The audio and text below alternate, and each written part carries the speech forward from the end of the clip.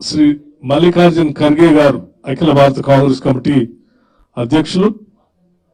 అట్లాగే లోక్సభలో ప్రతిపక్ష నాయకులు శ్రీ రాహుల్ గాంధీ గారు, ఆనాటి నెహ్రూ గారి స్ఫూర్తితో మరొకసారి ప్రపంచానికి ఎప్పుడు సమస్యలు ఉత్పన్నమైనా కాంగ్రెస్ పార్టీ అతిపెద్ద రాజకీయ పార్టీగా, అతిపెద్ద ప్రజాస్వామ్య దేశంలో ఉన్న రాజకీయ పార్టీగా ఈ ప్రపంచానికి దిశా నిర్దేశం చేసేటువంటి కార్యక్రమానికి నాంది పలికి ఈ భారత్ సమ్మిట్ ని కాంగ్రెస్ ప్రభుత్వం, తెలంగాణ రాష్ట్ర ప్రభుత్వం కాంగ్రెస్ మూల సిద్ధాంతాలని ఆలోచన బేస్ గా చేసుకొని ఈ భారత్ సమ్మిట్ ని ఏర్పాటు చేయడం జరిగింది. సో ఈరోజు పెద్ద ఎత్తున ఈ భారత్ సమ్మిట్ కి ప్రపంచవ్యాప్తంగా ప్రగతిశీల భావాలు కలిగినటువంటి వాళ్ళు, శాంతి కాముకులు,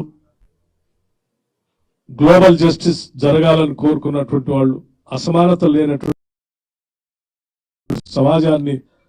నిర్మించాలనుకున్నటువంటి వాళ్ళు పెద్ద ఎత్తున ఈ భారత సమ్మిట్లో పాల్గొనడానికి వచ్చారు.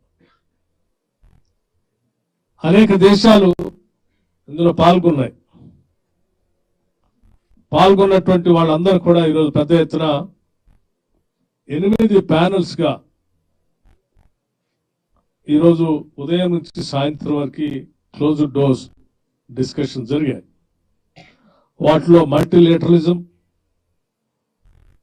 Youth empowerment and gender empowerment, climate justice, social justice, peace and Telangana rising, అన్ని అంశాలతో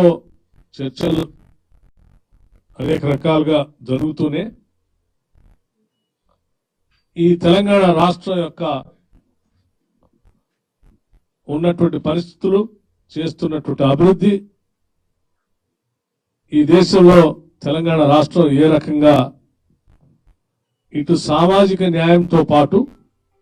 అభివృద్ధిని రెండింటినీ మేళవించి కాంగ్రెస్ పార్టీ మూల సిద్ధాంతాలు ఎట్లా తీసుకుపోతుందో కూడా డెలిగేట్స్ అందరికీ వివరించడం జరిగింది. ఈ వివరణలో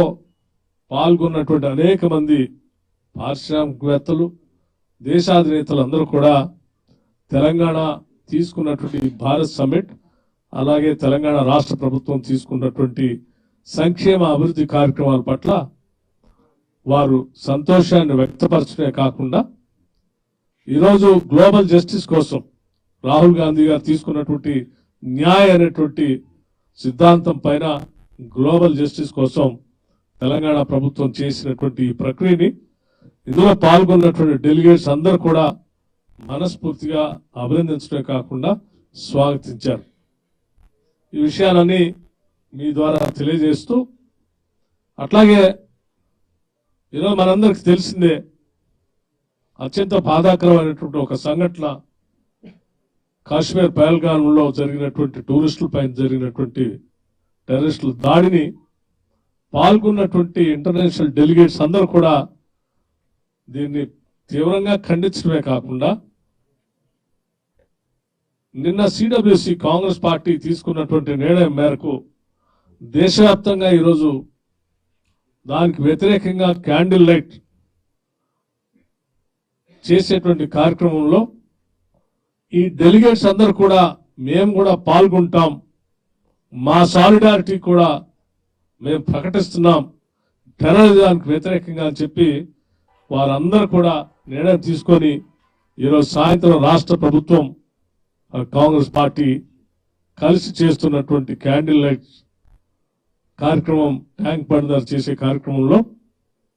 ఈ డెలిగేట్స్ అందరూ కూడా 6:30కి పార్టిసిపేట్ చేసి వారి సాలిడారిటీని కూడా ప్రకటించడానికి బయలుదేరుతా ఉన్నారు. ఇక్కడ నుంచి ఈరోజు కాంగ్రెస్ పార్టీ అహింసా విధానాన్ని, సోషల్ జస్టిస్ ని, ఇంక్లూజివ్ గ్రోత్ ని మాట్లాడటమే కాదు, ఈ దేశంలో దేశ ప్రజలతో మాట్లాడటమే కాదు, ప్రపంచంతో కూడా ఈ అంశాలపైన మాట్లాడుతూ వీటి పట్ల కాంగ్రెస్ పార్టీ విధానాలని ఆ ప్రపంచవ్యాప్తంగా వచ్చినటువంటి డెలిగేట్స్ కూడా దీంట్లో పాల్పంచుకునేటట్టు చేయడమే కాకుండా ఈ ప్రపంచానికి జరుగుతున్నటువంటి సంఘటనలన్నిటిపైన ఖండించేటువంటి ఒక అతిపెద్ద వేదికని ఈరోజు రాష్ట్ర కాంగ్రెస్ పార్టీ ప్లస్ తెలంగాణ రాష్ట్ర ప్రభుత్వం ఈరోజు ప్రపంచానికి అందిస్తూ ఉంది. దేశం కోసం, దేశ ప్రజల శాంతి కోసం, దేశం పైన టెర్రరిస్టులు చేసిన దాడికి వ్యతిరేకంగా మా నాయకులు నిన్ననే మల్లికార్జున్ ఖర్గే గారి నాయకత్వంలో కాంగ్రెస్ వర్కింగ్ కమిటీ శ్రీమతి సోనియా గాంధీ గారు, రాహుల్ గాంధీ గారు, మిగతా కాంగ్రెస్ వర్కింగ్ కమిటీ సభ్యులంతా కూడా తీవ్రంగా ఖండించడమే కాకుండా దేశవ్యాప్తంగా ఈరోజు ఇటువంటి టెర్రరిస్టుల దాడులకు వ్యతిరేకంగా నిలబడి శాంతి అహింసా మార్గాలతో గ్లోబల్ జస్టిస్ కోసం ముందుకు నడుద్దామని ఇచ్చినటువంటి పిలుపుని ఈరోజు పూర్తి స్థాయిలో మేము దేశవ్యాప్తంగా అమలు చేయటమే కాకుండా ప్రపంచవ్యాప్తంగా ఉన్న డెలిగేట్స్ కూడా దీంట్లో భాగస్వాములు చేసి ముందుకు నడిపిస్తున్నందుకు నిజంగా ఆ పాత్ర ఈరోజు ప్రపంచానికి అవసరమైనప్పుడల్లా కాంగ్రెస్ పార్టీ ఆలోచన విధానం, ఐడియాలజీ ముందు ఉంటుందని చెప్పి మరొకసారి ఈ భారత్ సమ్మిట్ ద్వారా మేము నిరూపిస్తూ ఉన్నాం. దీంట్లో మాతో రాష్ట్రంలో ఉన్న ప్రతి పౌరుడు కూడా,